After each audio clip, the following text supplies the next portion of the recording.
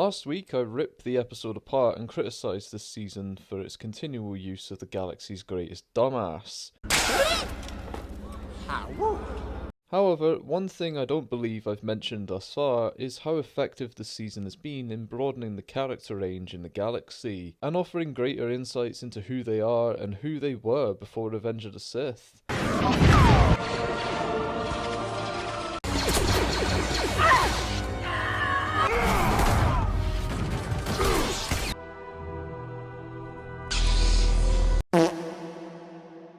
We've been given more time than I think is humanely allowed with Jar Jar, established the individuality of the clones, figured out what type of man Kit Fisto is, introduced to the brilliance that is Hondo Ohnaka, been introduced to the linchpin of the Star Wars franchise right now in Ahsoka, and then let's not forget that they actually figured out what the brotherhood between Obi-Wan and Anakin was supposed to look like.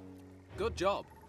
So, the long and the short of it is, we've been given a lot of substance alongside that style that the Clone Wars has continued to execute extremely well over the seasons, and this episode gives us a little bit more. So as usual, let's not waste any time about it and get straight into what this episode is about, and then give you what I think afterwards. We open on a vibrant atmosphere as a battle ensues between opposing warships from both the Republic and Separatists, as we're quickly introduced to a new face for children that possibly wouldn't have spotted her in Attack of the Clones, Aayla Secura,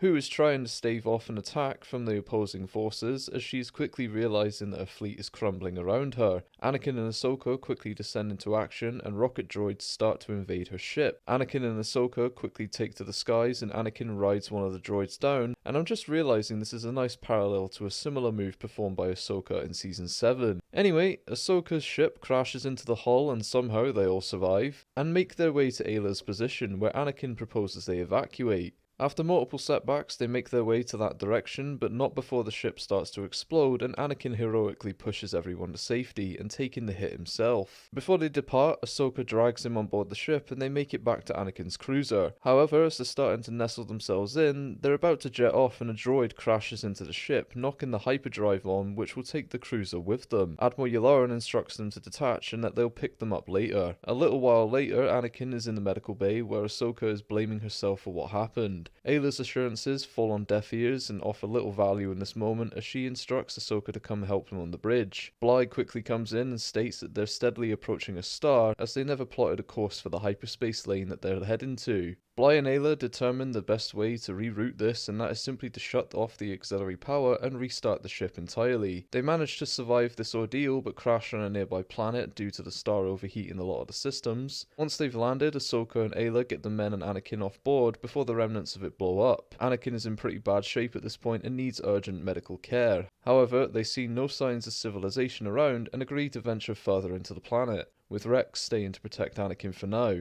As they travel out, they encounter various traps and later attacks from eagle-lioned creatures that also swarm Rex as he has to fend off two alone, but is quickly aided in a last-ditch effort to fend them off from Anakin. After the assault, Ayla, Ahsoka and Bly are the only survivors from it and press forward. By daybreak, they discover a village populated with a species called Lurman. They claim to be pacifists, and initially their leader, Tewak Ka, dismisses their request, but after Ahsoka's pleas, he agrees to let the village healer and his son, Wag 2, assist them for now, but instructs them that Ayla must remain for protection in case they've lured anything with them. They get Anakin back to the village, and Ayla praises Ahsoka for her resolve and dexterity as they close out gazing upon the sunset and await a rescue.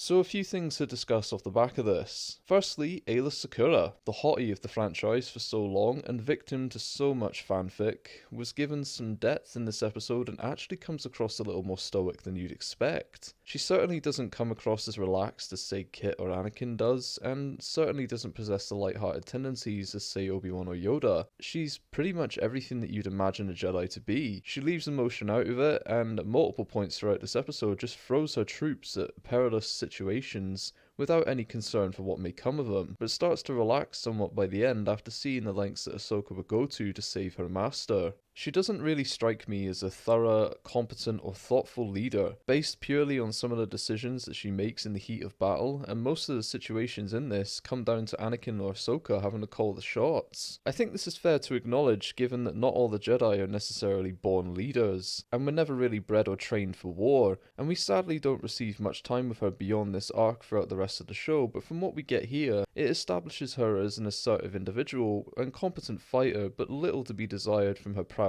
on the field. Next, we have Ahsoka herself. She was really pushed to lead in this one and make some executive decisions that saved Anakin. That was her goal throughout this entire ordeal, and you can certainly say that she allowed herself to be overtaken by emotion, but it worked to his benefit, and alongside Bly, she seemed equally devastated by the death of the troops on Maradon. Ahsoka goes on quite the journey throughout the show, and has become one of the backbones to the Star Wars franchise and a lot of its storytelling so far, primarily being so closely tied to the focus of this entire story, Anakin. She evolves and undergoes quite a journey, and like anyone, has the occasional hiccup, which doesn't always land in her favour, but in some instances like this, she comes through and achieves the results that she strives for. I understand a lot of people are ready to boycott Ahsoka in its first season, but I think it's important that we need to acknowledge these moments at times, where she's so desperate and concerned and overwhelmed with stress, to fully appreciate the rational leader that she grows to become, and the force of nature that she is by the time of The Mandalorian.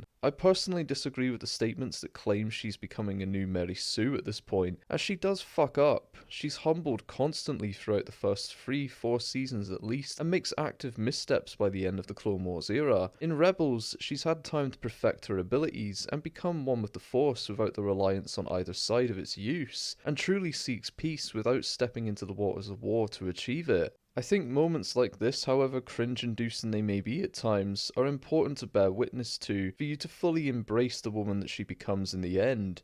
Moving on though, the last notes worth mentioning are that of Bly and the Lurmen themselves, specifically Tewa Ka. Bly, for those unaware, is the very same trooper that leads his men in executing Ayla in Revenge of the Sith, so this is a clone that's been there from the beginning. He's been given a more rougher tone to his voice from Dee Bradley, which only adds to the strength of his appearance and the age in his face. I personally would have loved to have had a little more time with Bly throughout the rest of the show, but like Ayla, we don't get much else with him beyond this, and it's a shame. Though, thinking about it, we never find out what became of him after Order 66, so there's every chance that he could still be alive for Bad Batch Season 2 or 3. Then, the Lurmen themselves. They're an interesting design for sure, and one that I'd love to see in live action, but let's focus in specifically on the leader of this tribe, Tewa Ka. The conversations between him and Ayla about the philosophies and ideologies of what peace truly means and what the correct approach is was an interesting discussion, as it proves quite simply there is no one way to achieve peace, and it is a flexible concept in the eyes of many, as Ayla has proven to believe that her actions as a Jedi are justified to create a safer galaxy for all those around, whereas Tewa Ka expresses his disdain for this belief and maintains the fact that laying down your arms and merely accepting defeat makes a more powerful statement, and he even mentions the fact that they moved to this planet to get away from the war. Truthfully, I'm on Ayla's side. You want something bad enough, at times you have to fight for it, and with how ruthless the Seppis are in this, it's unlikely that they would ever acknowledge Tewa Ka's actions as anything other than a doormat for them to wipe their feet on once the blood of the village is underneath them. Anyway, that's a discussion for another time, and that's all I've really got to talk about from this one. I'll catch you all in the next one, and until then, leave a like, subscribe for more content, and I'll see you soon. May the Force be with you all.